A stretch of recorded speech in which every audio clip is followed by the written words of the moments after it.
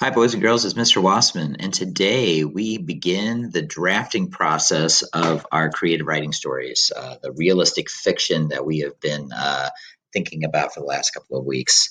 I have my story arc pulled up right here, and as you can see, I have plotted out all the scenes from the exposition where we introduce the characters in the setting to introducing the problem, mapping out all the rising action that leads us to the climax and then ending our story with a resolution. So, the first step in writing a story is creating that beginning scene. Okay. And in my exposition text box, I write that a family of four goes on a trip to a state park over fall break and they set up camp and go exploring. So, if you've ever gone camping at a state park before, you'll know that there's usually an entrance to that campground. Here's a campground scene right here. Uh, to get to that campsite, you have to go through a little checkpoint. There's usually a little booth right there. And when you enter a state park, you're usually greeted by a park ranger.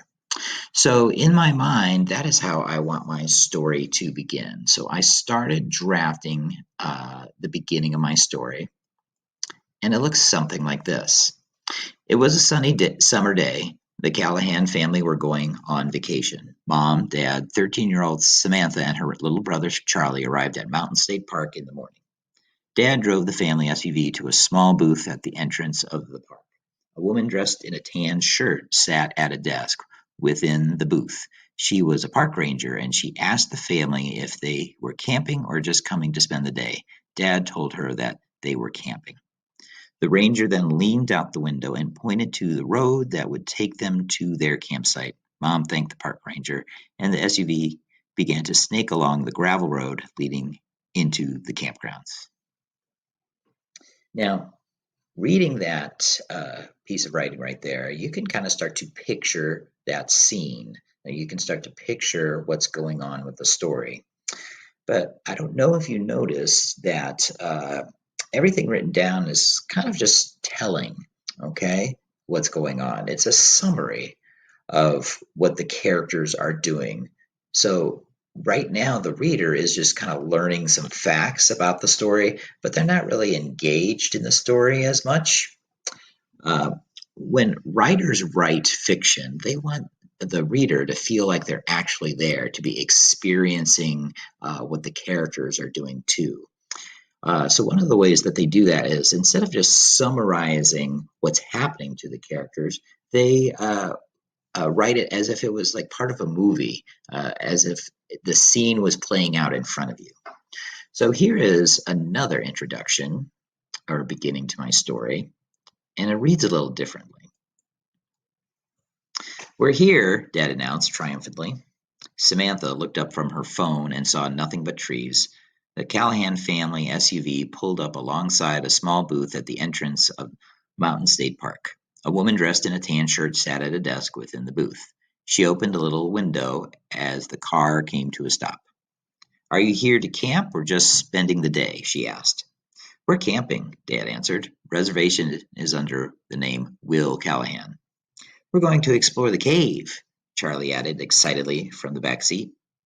"Wonderful," the park ranger replied as she scanned her computer. "I have you staying at Site 36. The ranger then leaned out the window and pointed. "Follow that path to the right. Your campsite will be towards the back." "Thank you," Mom replied cheerfully. The car lurched forward and began to snake along the gravel road leading into the campgrounds. So, this introduction, this beginning of my story, is set up a little bit differently. You'll notice that as opposed to the first beginning that I shared with you, the second beginning is structured a little differently. There's more dialogue, meaning that I'm having the characters actually talk to one another. And as they're talking to one another, they start to reveal some ideas about how the story is beginning that I did in the previous beginning through summary. Here I have the same scene as I described. Uh, Dad drove the family SUV to the small booth at the entrance of the park. A woman dressed in a tan shirt sat at a desk within the booth. She was a park ranger and she asked the family if they were camping or just coming to spend the day. Dad told her that they were camping. So here in this second paragraph, I describe the conversation that the two characters, the park ranger and the dad, had. Okay. But here in this beginning, I actually tell you what they said to each other. I show you the dialogue. Okay. So instead of just summarizing the content of the dialogue, I actually write out the dialogue. And that's one of the things that authors do is that they show you what's happening instead of just telling you what happened. Okay. So when you read dialogue that's being exchanged between characters, it's more you're in the present of what's going on versus you're just being told what happened. Okay. So our goal as writers is to carry the reader through your story, not by summary, but by scene. Okay. So your job today is to do this. You're going to start drafting your story scene by scene, only using summary when needed. Now, of course, as an author, you have to explain things or tell the reader what's happening. And sometimes you have to use summary to describe the events. Okay. So some of the summary parts that are in this introduction, this beginning, were kept in this one here. Okay. Uh, for example, I described that the car lurched forward, began to snake along the gravel road leading into the campgrounds. That's more or less what I said here. The SUV began to snake along the gravel road leading into the campgrounds. So there will be times where you just have to describe or summarize what's happening to the characters. But whenever possible, as you're writing, you want to imagine scenes that the characters are taking part in and let the reader know what's going on by showing the scenes. So, like imagining the scene in your head. That's why I had these pictures pulled up off of the internet. Here's a female park ranger. I can imagine myself sitting behind the wheel of my car talking to this person who's in a little booth behind a window. I've done that before when I've gone and checked in at state parks before.